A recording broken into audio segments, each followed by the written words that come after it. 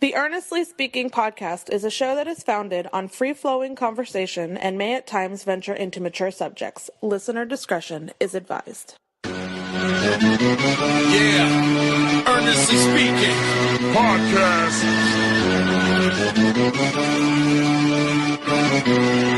Let's get it. I'm a giant in New York, in Miami carry heat. So much more in store, my product can flood the street. Opinion Nation Godfather, CEO. Puff in the late 90s, gon' see me blow. Oh. Got my hustle on, no imitation of that. Army of untouchables, Opinion Nation staff. Never an off season, homie, check the numbers. Heart throb in my own right, supplying southern comfort. Earnestly speaking, my ego is well fed. Earnestly speaking, you're too evil and no threat. See, I'm like a hurricane, you're a mild breeze. Earnestly speaking, leaving Eli a dynasty. Shake!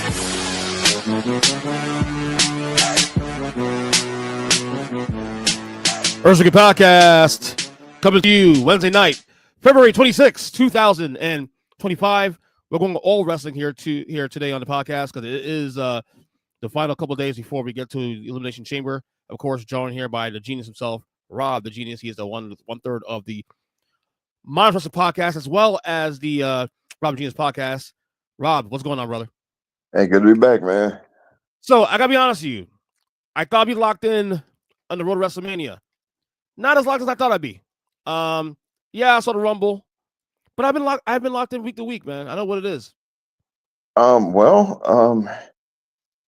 Okay, so because I like to follow all these numbers and all this stuff. Of course. So you're not the only one. Really? Well, let me put it like this. Okay, this isn't like I wouldn't call this a fall back year or a decline, but this is definitely kind of a flattening out year. I think we're kind of a plateau kind of year. Yeah. Looking at things like, viewing numbers and ratings and things like that. Well, for one, okay, so last year was they had basically once in a lifetime year in terms of not just The Rock and of course Cody, Cody Roman, Bill, and all that. Yeah. So no matter this year was going to be a bit of a basic comeback to earth kind of thing, because like last year was just so ridiculous, so far off the charts, with everything, and because like I said, we had the Rock was there for all of WrestleMania season, because remember he first came back last year. It was like on January 1st. Yep. He was involved all the way through. And then you also had the culmination of the whole finish the story thing with Cody.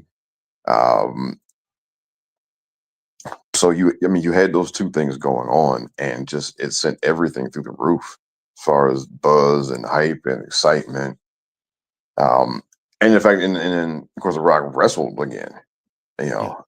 Can't forget about that. And so they hit. I mean, basically that was their Chicago Bulls 72-10 season. Yeah. I mean, that's what last year was. I would argue that the lead up definitely to WrestleMania last year was probably, I would say that was probably the most intense 2 months. Like I'm not gonna compare it to like Andre and Hogan and Savage Hogan and all the greats in the past year, because what I'm saying is that the lead up last year was more so it was not just the internal WWE stuff, but because The Rock is so big as a star outside of wrestling, it got outside the halls of WWE entertainment, and the hype was outside the bubble of the fandom, if you will. Yeah, and honestly, they were on basically a 3-year roll. Yeah, because WrestleMania 38 was huge, and people look. I know people in the IWC, they hate Brock Lesnar and they hate Ronda Rousey, but both of those matchups that they were involved in did super huge numbers all the way through. Yeah.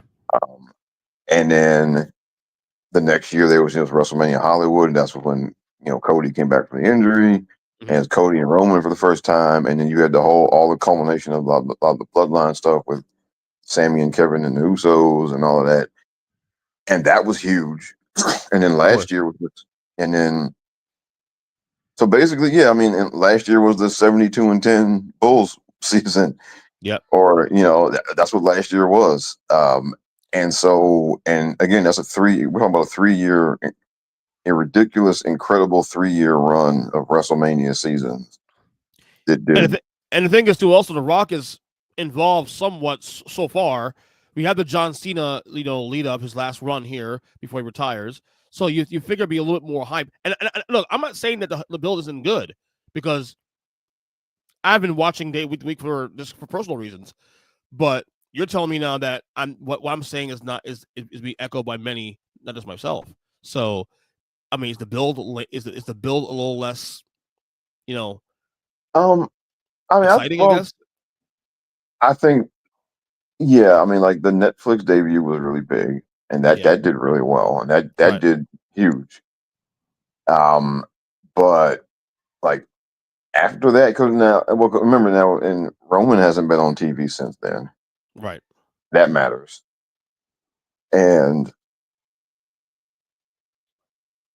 it's just, yeah, I mean, well, Roman hasn't been on TV since the Netflix debut. Outside of Rumble, of course. Yeah, outside of being at the Rumble, and it's right. So him just not being there takes something away. Cena has not been on TV, like for all the talk about the farewell tour and all that. He hasn't been on TV. Yeah, he was at the Rumble, and he'll be at the Elimination Chamber. So he's not there to hype, to talk or to hype any of this stuff up. Mm-hmm. And some of this other stuff, it's just the way the women, the women's division, the way that gets booked. They keep the biggest name people away from each other. That's been kind of one of, I don't know why Hunter chooses to do that, but right. I do think, though, some of this could be strategic, because like WrestleMania this year is actually going to be further away now. It's now mid-April, actually mid to close to end April, if you think about it. April, if I'm not mistaken, April 19th and 20th, I think it is, the 2 dates. So this is actually the latest WrestleMania we've ever had, and the 41 they've ever done. We've done. Yeah.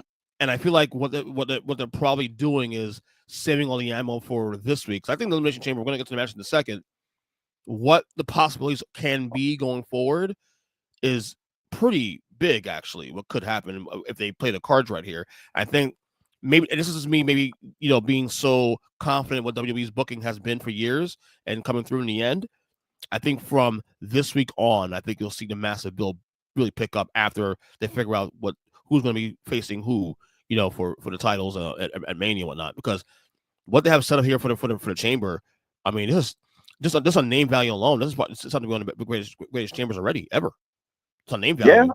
Yeah. Now I feel confident that they'll do that on the men's side, but again, like the way that the way they book a lot of the women's stuff just they take all the air out of the balloon. Yeah. Well, we'll get to that now. Yep. Okay. We'll get to right now. Okay. The Elimination Chamber in Toronto, Rogers Center, this Saturday on Peacock. So I bring up the file here. I'm sorry about that. There it is right there. Here we go. Here we go. Right there. If it comes up. It's a little time here. A little time. Here we go. Look at John Cena. Look at that. Boom. Headliner. All right. So we have 4 matches ready to go. So we'll get to 2 chambers matches in a second. First match, unsanctioned match between Sami Zayn and Kevin Owens. Now obviously Kevin Owens is a heel, Sami Zayn the face. I didn't realize. So again, the last thing I saw was a Rumble, and I know Sami came out to kind of like not help Kevin Owens, but he was checking him out when he got during that match against Roman. Again, against Cody, sorry, and when he got really banged up in that match. And but I didn't know. I didn't know these two were enemies again. Okay, so yeah, so basically, we know Kevin's been kind of on the warpath, and so a few weeks before the Rumble, he and Sami were in the ring, had like a promo thing in the ring together, and because they haven't really interacted since Kevin went bad, and Kevin was just like, well, look, we've always been in this together, and so look, you help me out, and I can help you out. Yeah, I'll help you out, and then so Sammy came out to check on him after he was, after he lost the match, and he was, in such bad shape, but Sammy didn't help him win, right? So Kevin took that as an insult basically, and Kevin's whole MO this past couple months has been that he's been pissed off that all of these people were teaming up with Roman after they've been fighting him for all this time. Right. So that's why he went after Randy. That's why he went after Cody. Yeah. So that's kind of, I mean, and so, he laid out Sammy, and then Sammy just basically 1 week he said, okay, well, guess we're doing this again. So that's what we're going to do, because, they've teamed up and they fought each other a million times. So he said, okay, well, we got to do this again. We're going to do it again. And, and here we are.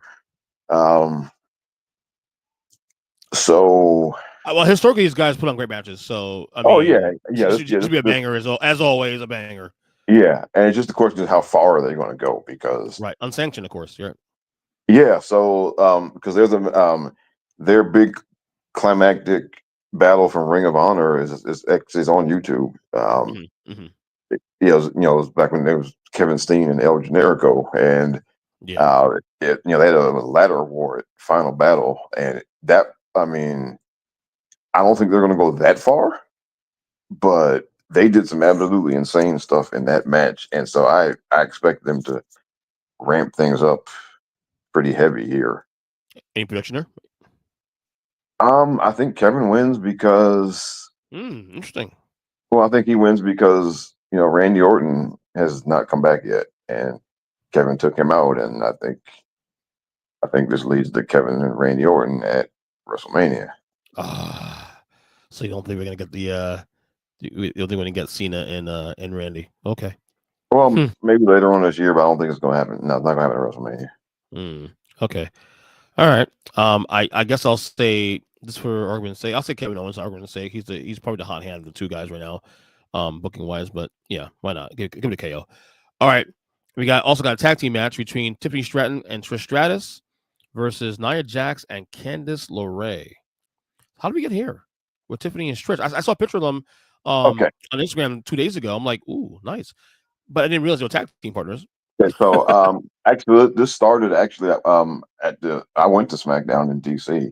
You did? Okay. So they had one of the matches was a rematch for the women's title between Tiffany and Nia Jax, and before, like earlier in the show, Trish was in the front row and they talked to her, and of course that's always you always know that means something's going to happen later. Right? Of course. And so Tiffany was about to win. And then Candice LeRae came in there, and her and Nia Jax started jumping Tiffany, and then Trish came in there, but Candice and Nia Jax like beat both of them up basically. Yeah. And then Trish got help to the back, and Tiffany was still laying in the ring, and that's when Charlotte came out and just sat down in front of her and said, "Okay, it's me and you at WrestleMania." And while Tiffany was laying there beat up, so. And then later on in the back, Trish came up to her and said, well, why don't me and you team up? And basically they're in Toronto. Trish wanted to wrestle, so they came up with some type of angle, basically. And so I think this is pretty cut and dried. It's Trish's hometown. They're going this is an easy one. You tee up for the, baby faces to win.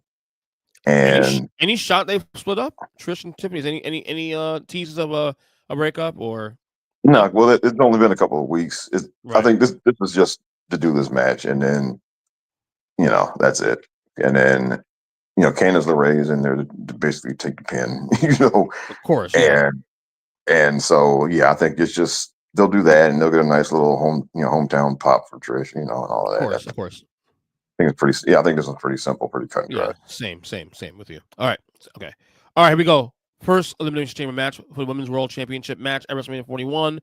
You got Liv Morgan, Bianca Belair, Alexa Bliss, Bayley, Naomi, and Roxanne Perez. Nice roster of girls here to decide who will be facing. So Charlotte did did pick who? She did pick Tiffany. She picked Tiffany. Okay, so obviously the winner places Rhea, obviously. Yeah. So who has a story here? Really, that's most interesting that can face Rhea. Honestly, here. I mean, again, I've been in and out the last year or so. Obviously Bianca's cooled off a lot in the last year as a solo star. Yeah. Liv Morgan has been pretty good up until recently against Rhea. Bailey's still solid. Naomi's back. Alexis came back last month at Rumble. This is wide open in my opinion. Like I like Bianca would be the easy one here for me, but then you really want two faces meeting at Mania? Well, okay. So here's the thing. So, all right, Bianca's the obvious pick because that's the biggest match to make out of all the people in there. Right. The only problem is with that, like, again, this would be another indictment of how they booked the women's division because that's a big match where you should have a much longer term storyline or angle or whatever to set up that match. Yeah. Just do that out of the elimination chamber is, yeah, I mean, I think that does a disservice to what that match could be. But Bianca's the obvious pick out of all. I mean, if you're going to pick somebody to put in a WrestleMania match, out of those 6 women in that match, she'd be the first person you would take. And so they very well might just do that. But if not, then okay, I think Liv is definitely not because her and Rhea feuded for like 6 months. They're not going back to that. Yeah. Roxanne is too new. They're not. I mean, she had a great showing in the Rumble, but nobody would believe her having a chance against Rhea Ripley. And, right. So you won't do that there. Naomi, look, love Naomi, but she never wins these things, so she's not going. Well, and she don't win it because she's not because she's not good enough. It's because they don't book her right. I'm sorry. Yeah. So I mean, we know she's not going to win. I'll stand 10 toes on that forever. Yeah. So we know they don't book her to win these things, and they're not going to start now. So that's 3 you can eliminate right there. Yeah. So that leaves us with, again, Bianca's the obvious pick, except for the fact that you've got this unresolved thing with Jade, and then if you're looking just in terms of like logic and storytelling, the logical thing would be for her to get eliminated some kind of way, because of that. And then also, Raquel Rodriguez, is Liv's partner, and Raquel could break in the chamber and take her out or something, right? So they're storyline angles to take Bianca out of the match. Yeah. Well, they probably should. I love Bianca; it's my favorite, but I don't want her to. Rhea's red hot right now, and I feel like Rhea would take a lot of the love for Bianca by being the same ring right now. I think right now Rhea is definitely at a higher crescendo than Bianca's right now. I don't want Bianca to suffer as a result. I mean, the only way you make that work is if Bianca turns heel, and I don't think it's gonna happen at this point now. I think we're at that point where like Bianca's John Cena, and she's not ever going to turn heel. So yeah, I know. Like, I mean, I know a bunch of people have been trying to make to manifest that. Oh yeah, I was one of those guys like 2 years ago, and I gave up on it. I gave up. I mean, well, because she's done it before. I thought she's okay as a heel back in NXT, but it was very short lived. And I don't know. I wasn't high on it like some people were. Just right. To me, it was black woman with attitude. She's definitely better. She's definitely better face than she's a heel. I think I come to terms with that now going forward. Look, to be honest, I don't think any of these girls make any sense. Honestly, you don't want to live again against Rhea. We just did that for the last 6 months. Bianca obviously don't want to do it. You can turn Alexa heel probably at some point.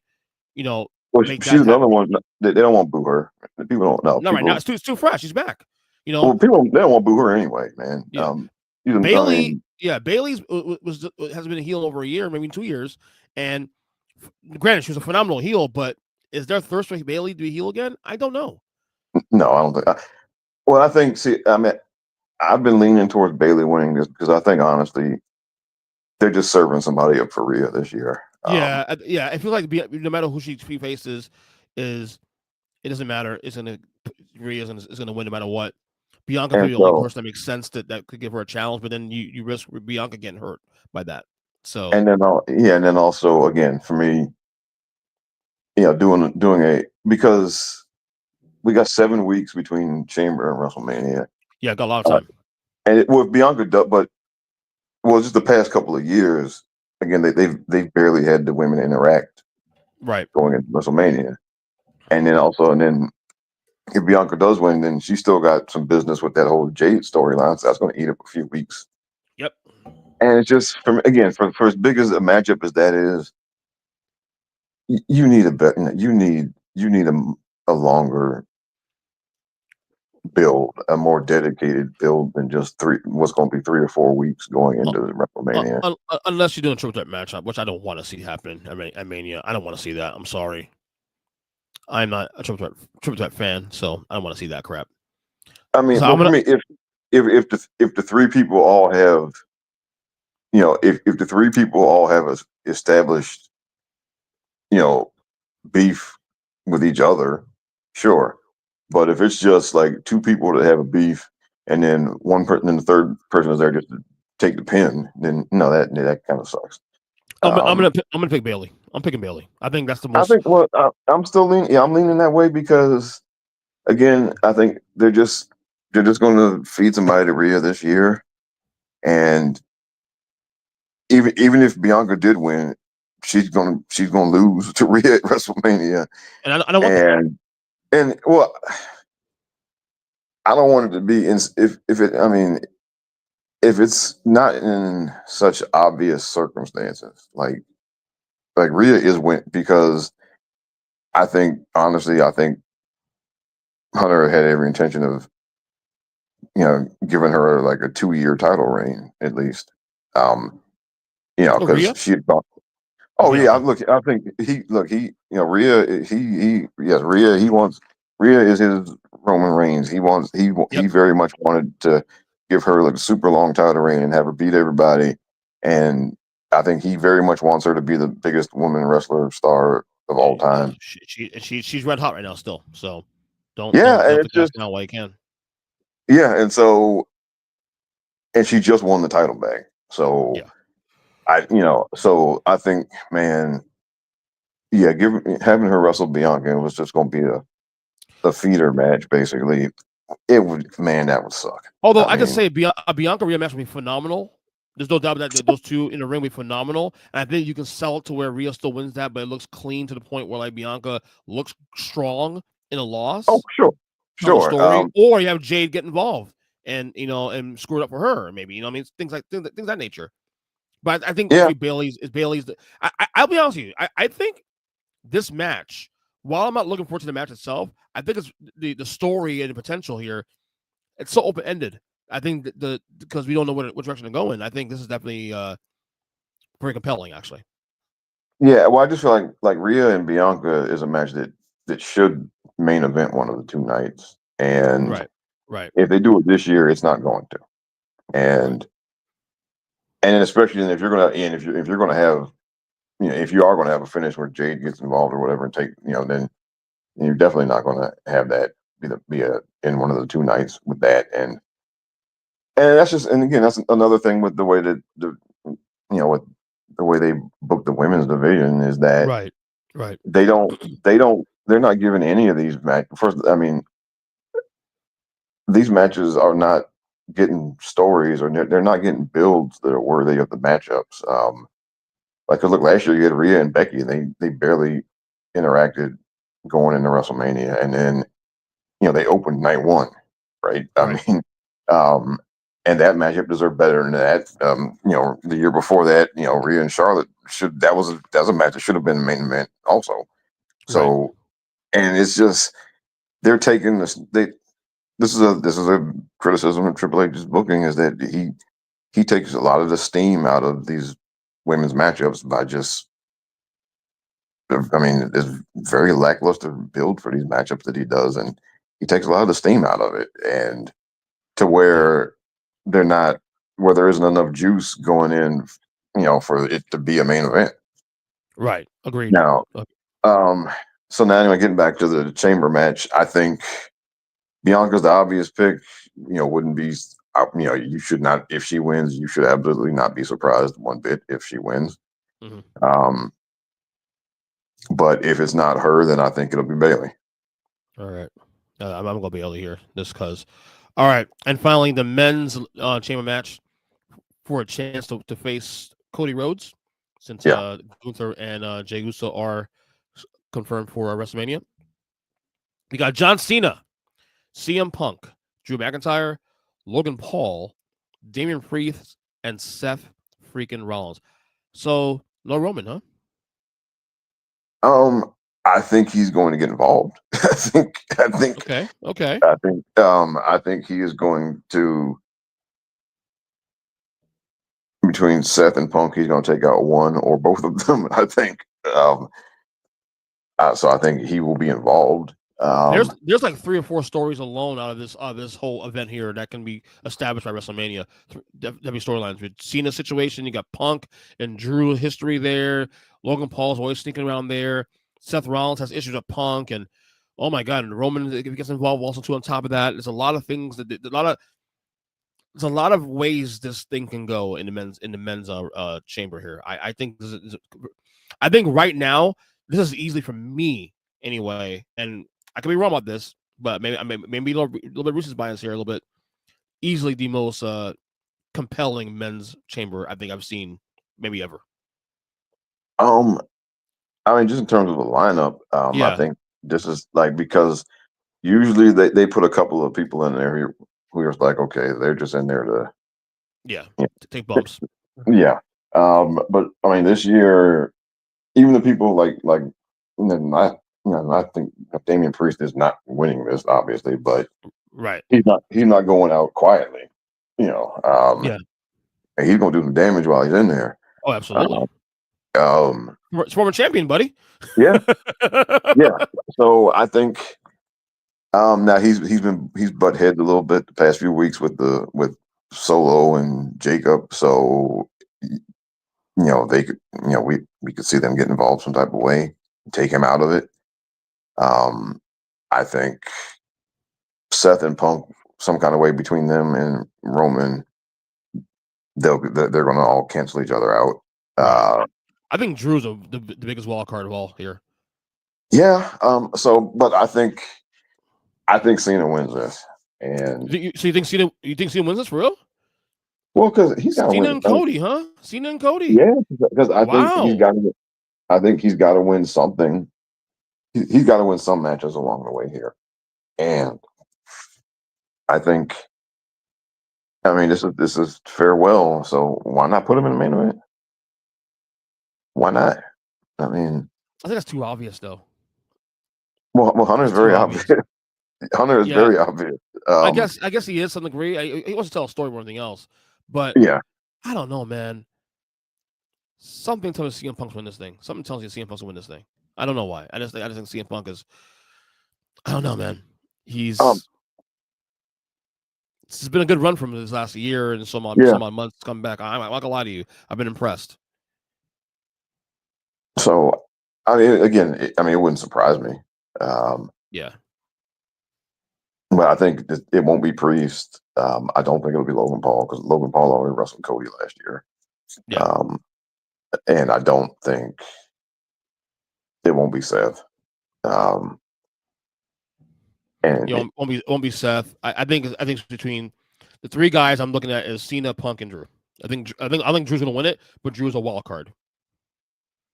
Yeah, I think so. I think it's gonna come. I think it'll be either Cena or Punk. But I think Cena's probably the betting favorite right now. I think. Yeah, you're probably right about that. But I'll go for the sake of argument. I'll go Punk, just to be different here a little bit. You know what I'm saying?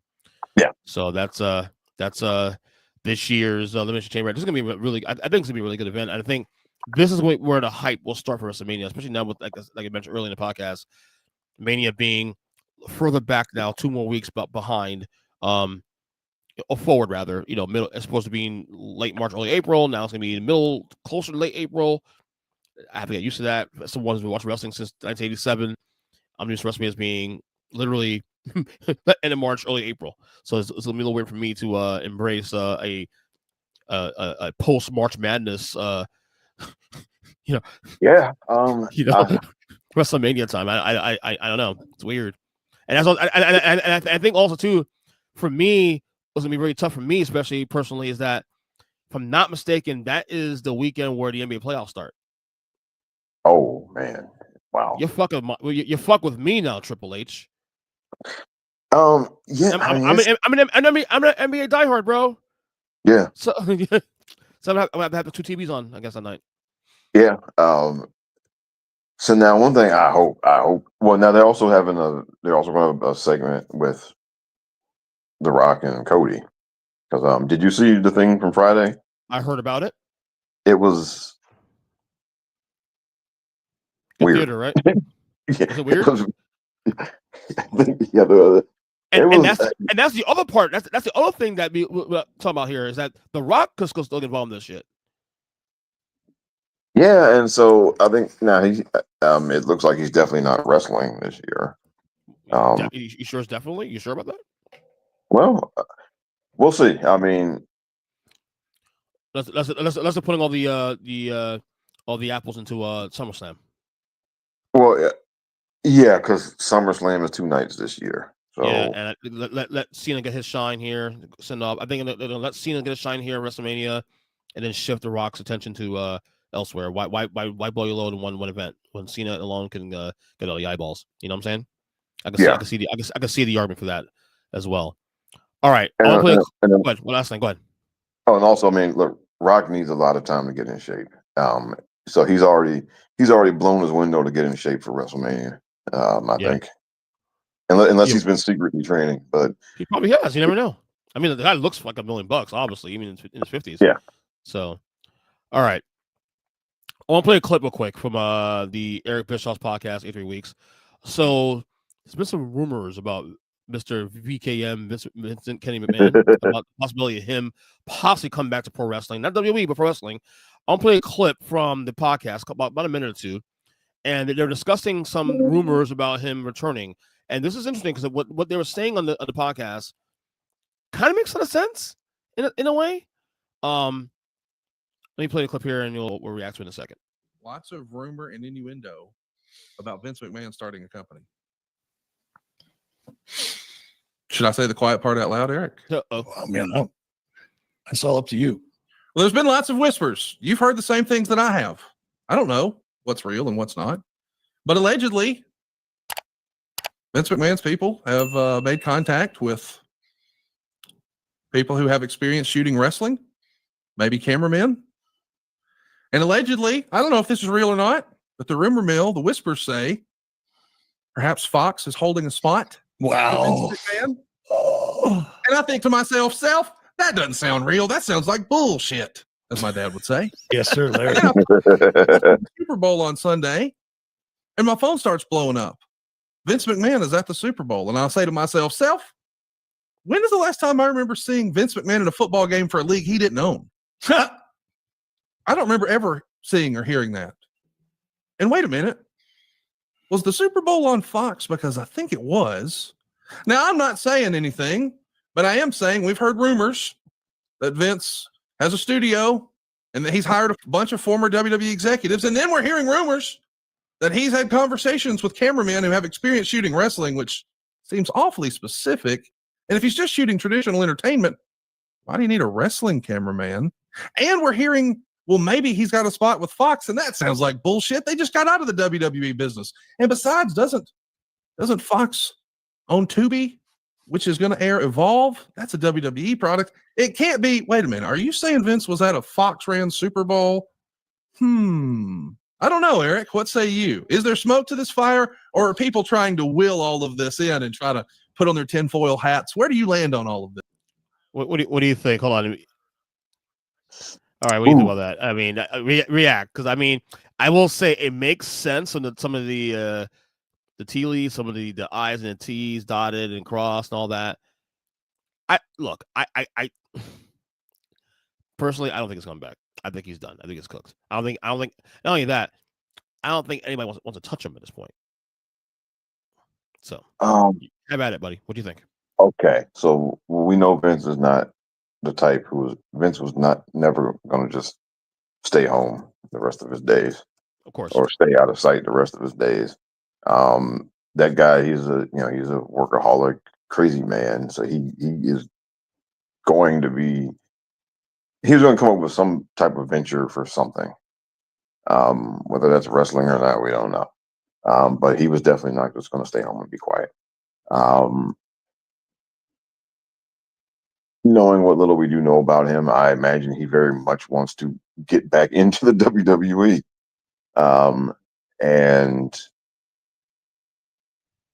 But right now, of course, that ain't happening. Like one person I saw a post, somebody says on Twitter, I think that he could be lying in wait, and then when things inevitably cool off, then try to work his way back in. Although I don't see, I mean, I don't see it, bro. well, I'm sorry. the thing about okay, put it this way. All right, if you're thinking logically, there's no way they would invite him back in. That's the part. I don't deny he has a desire to get back into doing something of that ilk, because as I've said for years, he is probably the most hardworking guy of his stature I've ever seen. We don't doubt that. He cares about his product to a fault, but everything that's transpired since then, losing the company and selling the company out because of all the allegations and stuff, and now his age on that, I just don't think. It's less about what Vince wants and more about who will even have the balls to touch him at this point. He's toxic right now. He's toxic. Here's the thing, right? You selling this? You're gonna sell this now? Well, okay. Look, everything you said is exactly what I believe, and that is the logical way of thinking. But without going into some other subjects totally, but we are not exactly in the most logical thinking of times right now in terms of certain choices people making. All right, and without going into detail, so it makes absolutely zero sense for anybody to want to deal with him. But and so I will not predict that anybody will. But if 6 months from now or a year from now he is back, it wouldn't shock you. Even though no, because it won't shock me because these folks they don't make logical decisions. A lot of them. I mean, it's just we assume with with these big business type of people. One of the things over the past 10, 20 years is that,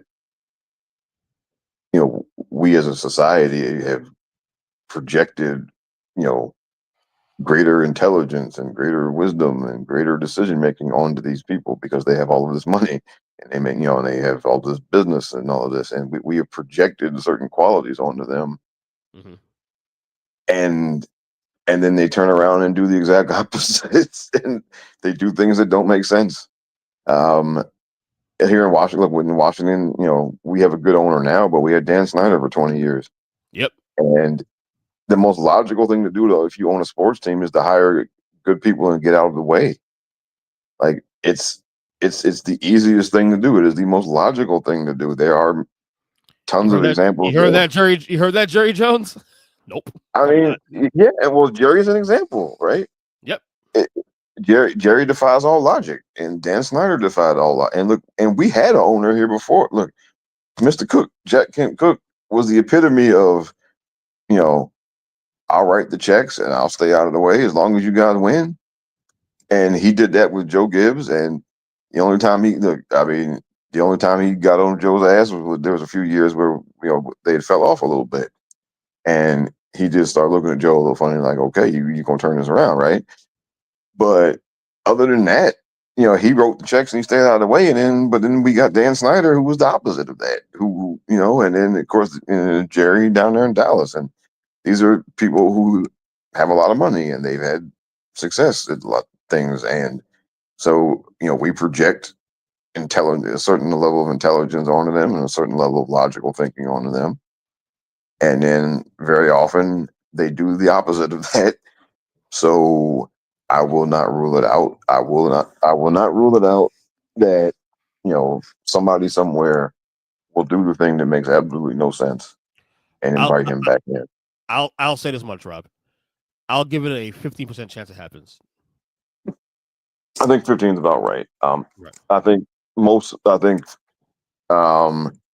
that's putting it kindly, be honest with you. It should be lower than that. But because of Vince's, influence and stature, and as you said, we're in weird times in this world right now, anything is possible. So I'll give 50% chance. All right, I'm gonna play another clip here because we found out a few weeks ago. I'm gonna react to this quick too. Also, Triple H is being inducted to the Hall of Fame this year at WrestleMania weekend. Before we get into the whole debate with Triple H and all that, I want to play a clip of how they announced it because he was pretty surprised about it. Here's the clip here. HBK and The Undertaker have made an executive decision here today. It's way, way past overdue. Though you are in the Hall of Fame as a member of D-Generation X, it is only fitting that the cerebral assassin, the Game, Triple H, at WrestleMania 40 take his rightful place in the WWE Hall of Fame. Yeah, absolutely.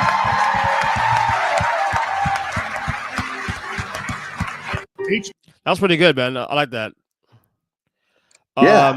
That was really cool. Like Stephanie came out, his wife came out, obviously, all surprised him. I mean, it's not a surprise, obviously. I mean, he should have been years ago, but of course, he's been working for a long time. He was wrestling up until like 2018. Him headlining this year shouldn't be surprised. I mean, Triple H to me, simply easily a top 5 heel all time. Somebody say top 3. I would argue also arguably a top 10 wrestler of all time WWE history. I would argue maybe 12, but WWE top 10 is definitely in the conversation. Any reflection on Triple H's career? Okay, so he's a no-brainer for Hall of Fame. I mean, look, it's going to be. I mean, it's because of his position in the company. Yeah, it's going to be. It's him. Even without that, it wouldn't matter. He's still a no-brainer. Yeah, and it's going to be awkward because of his position with the company, right? And so because but he should obviously be in there. Look, if Triple H, if he had retired from wrestling and left the business entirely to, I don't know, go sell cars or something, he should still get off. He should still, be in the WWE Hall of Fame.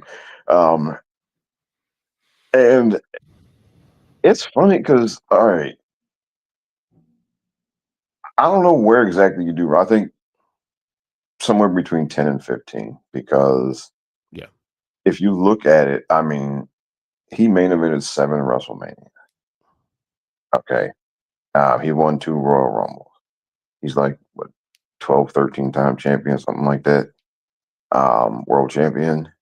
I mean, somebody who racks up those kind of numbers, right? I mean that, like, the thing about it is, though, he was never the number 1 guy in the whole company. Bingo. That's it. He was there. And that's the thing. So he's, he was always, there was always somebody else. There was always Rock or Austin or Cena, right? He was never the unquestioned number 1 guy in the company. So number 1 heel though. Number 1 heel easily. So I'm trying to think of a sports analogy. Like who would he be? Because he's not Scottie Pippen. He was more than Scottie Pippen. No, he's more than that. But he's not Michael Jordan. He's more like Dr. J? Kevin Durant? Maybe Kevin Durant? Maybe, or I mean, it depends how you have him listed. Like, to me, he's more than a sidekick, but he's not or maybe the like 1 guy. I'd say, or Dwayne Wade, or maybe Laker Kareem during the 80s. Yeah, that's a good one too. Also, where he still got his points and all of that, but Magic was clearly the man, the leader. So I couldn't put him kind of in that boat, whereas, and so it's interesting because where do you when you obviously he's not Hogan or Rock or Austin or Bruno or Cena, or I would say not Roman Reigns either. But yeah, like where do you when you measure him against somebody like Roddy Piper, right? Piper at his peak was a bigger name because of the first WrestleMania and Cindy Lauper. Without question. And he's another guy that's in the top 10 fringe, 10, 15. But if you're going to just look at careers side by side, who did more things? Triple H did far more things. And so did, and if you compare Triple H to Randy Savage here, right? I mean, you would. It's another one, but Savage was the one guy in the company for a while, for like a year or two. Yeah, and was Savage at his peak a bigger star? Yes, but again, if you're going to line up career next to career, Triple H got a lot more things. Longer career too, especially. Yeah, so. Yeah, and then because Savage's WWE career was from 85 to 94. 94, so it was 9 years. Triple H was like 20 years. 95 to yeah. Yeah, he didn't. I think his last match was in like 2020, I think. So we're talking 25 years versus 9 years, and 7 WrestleMania main events versus 1 or 2 for Savage. And so it's That's a little bit of Wi-Fi issues here, guys. Yeah. Okay, so I would say somewhere all time, probably somewhere 10 to 15. I think if I sat down and thought about it, I could come up with 10 people that I would put ahead of him, but I definitely wouldn't have 15 people ahead of him. So yeah, he's somewhere in that 11 to 15 range, I think, all time. Mm-hmm. But yeah, he should absolutely be in the Hall of Fame, yes. And he's in there with DX. He should be in, get in there for himself, and they'll probably induct Evolution one day, and which they should, because Randy Orton came out of that group and so did Batista. And that group also gave Ric Flair one more leg on his career. So they absolutely should get inducted as a group. So he'll probably be a triple inductee at some point. And it'd be deserved. I'm back. Sorry about that. Oh, no problem. Yeah. No, I think actually his career is comparable to a lot of guys like Savage. His career is comparable to Taker, another guy who was not necessarily the top guy ever, but on the fringe of the top guys. I think career-wise, he may have like probably the best. If Taker is the greatest WWE employee of all time, then Triple H is probably second. Yeah, he's definitely in that conversation. Yeah. So I go there with that one, especially. No, but he's definitely obviously well deserved. I don't think you have to sell this really. It's more so. I think my question really with Hall of Fame is this: who's the next guy that has not gotten the Hall yet that's ready to be minted as a headliner, not named The Rock? I think The Rock's the easy one. Yeah.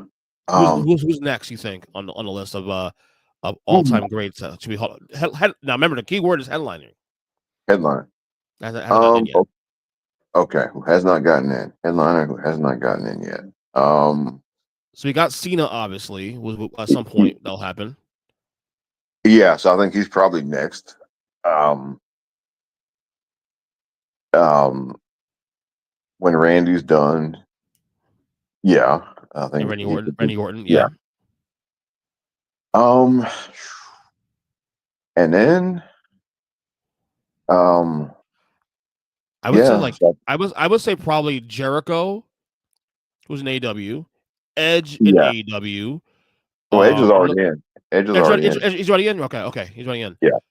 But Jericho is not. And so, I think at one point, if they ever induct the Shield as a group, then you'll see Moxley come back for that. Yeah. Mm-hmm. And then I think, and they they should be the headliners that night. Yeah, I'm looking at guys from the Ruthless Aggression era that actually has not gotten in yet, and I think that we just mentioned a couple of them already. Brock at some point, I'm sure, once they have that thing all sold out. Yeah, and that's going because Brock doesn't like to talk very much, and Brock doesn't like being around people. So I get it. That would be, but that would be interesting. And but yeah, I think he obviously deserves it. Of course, without question. And top 10 for me all time. Let me see, Eddie's already in there. Eddie's already in. Rey Mysterio's in there yet? Oh yeah, he is. Yes, he is. He's in. So yeah, so you got a lot of guys that are already in, but I think you start seeing the generation that not the one we grew up with, but the one after that. That's the next span of guys that. And I'm not saying the lesser guys. I'm like the headliners, potential headliners. These are headliners. So I see getting in at some point.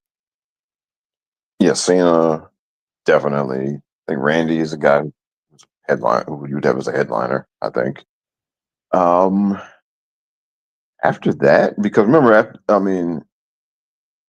there were a few kind of years where it was kind of slim pickings because, like, Miz will get in, but I don't think he'll be a headliner. Unless they just don't have anybody else to do it that year. Sheamus will get in, but he's not a headliner.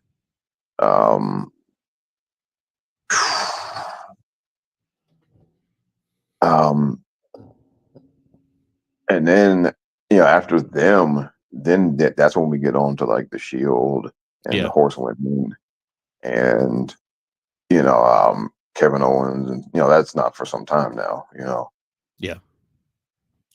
So right. I think, I think Cena's probably, especially since this is his last year. Yeah. He probably will get inducted next year, and and then he'll be in that, and he'll definitely headline that year. And I'll be the first string of Ruthless Aggression era guys I'll get in. All right, cool. All right, one last thing. My Wi-Fi is really getting really bad. I don't know why. All out of nowhere. I actually stole this topic from my good friend Randy Cruz on the Cruise Control podcast. Shout out to my boy Randy Cruz. He said he heard this from a Sam Roberts podcast. And there was a debate about which was the better heel turn. Hulk Hogan's heel turn at Bash on the Beach in 1996 at WCW, or Roman Reigns' heel turn at SummerSlam in 2020. So this can go a lot of ways. The better actual heel turn, most impactful, and then also what's played out since then. Now Hogan now has almost 30 years of behind now to look at. Roman's only 5 years removed from his. But Rob, what was, in your opinion, the better heel turn between the two? Okay. This is a fun topic. Well, because one similarity is that they both kind of revived the business in doing, different ways, though. Yeah.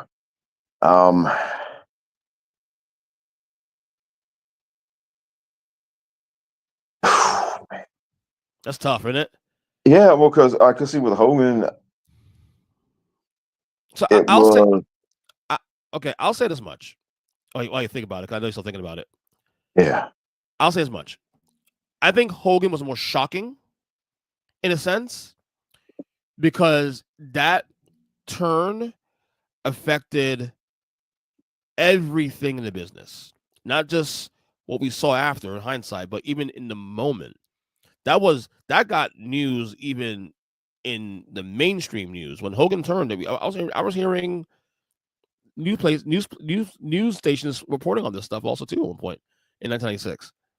So it was shocking because we never thought we'd see Hogan do this. Now the thing about Roman's heel turn, which is actually on par, and I give it a lot more credit for it now. And I think as the years go on, you'll get more credit too. Also, is that Roman's was shocking because of the moment, because of COVID, because Roman didn't wrestle for a good 8-9 months, and we heard nothing about him again, and he came out of nowhere. Yeah, he came out of nowhere and turned on a dime. Now I'll say this much though: in hindsight, which has been the better, longer lasting? Which heel turn has had the better longevity?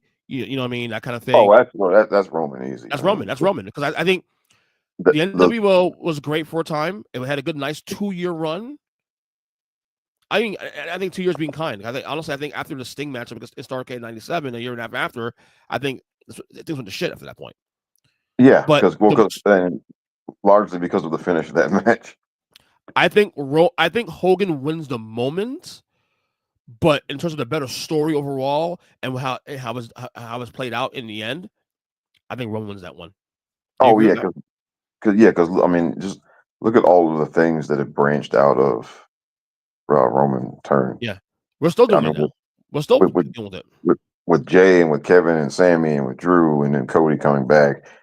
I mean, and now Punk involved and Seth involved, and I mean, and then the last run with Brock Lesnar in 2022 that they did. I mean, so many things came out of that, and so yeah, the long term, you know, the long term story aspect of it is definitely Roman. But as far as like the moment itself,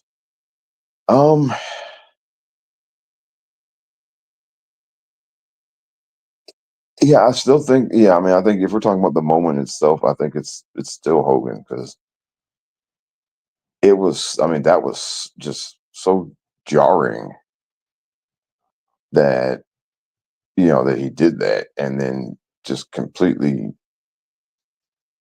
because Hogan as a babyface was a much more beloved figure, right? Roman as a babyface there was that very vocal minority of fans that were very loudly in opposition to him ever being that.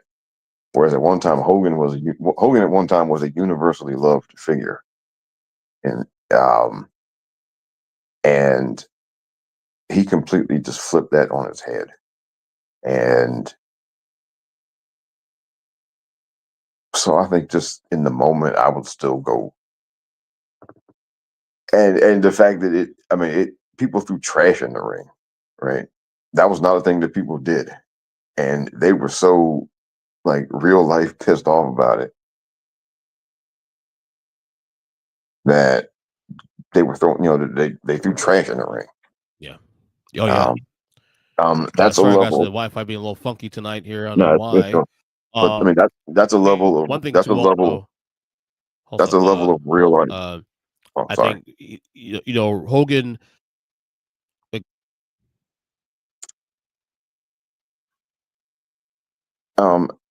That's a level of real life anger that Hogan engendered by turning.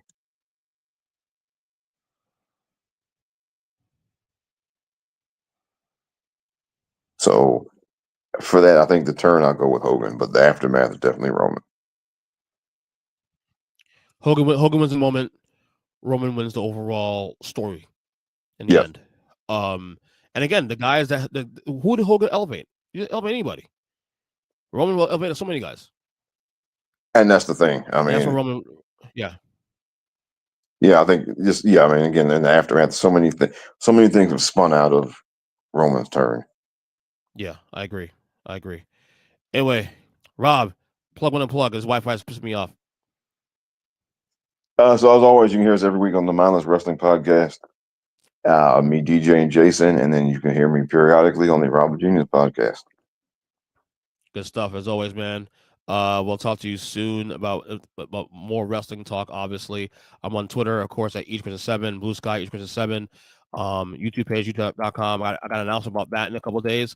Look out for that. Until next episode, we will talk to you guys soon. Sorry for the Wi-Fi stuff. Rob, thanks again for coming to the podcast. Appreciate it, man. Always a pleasure. You got it, brother.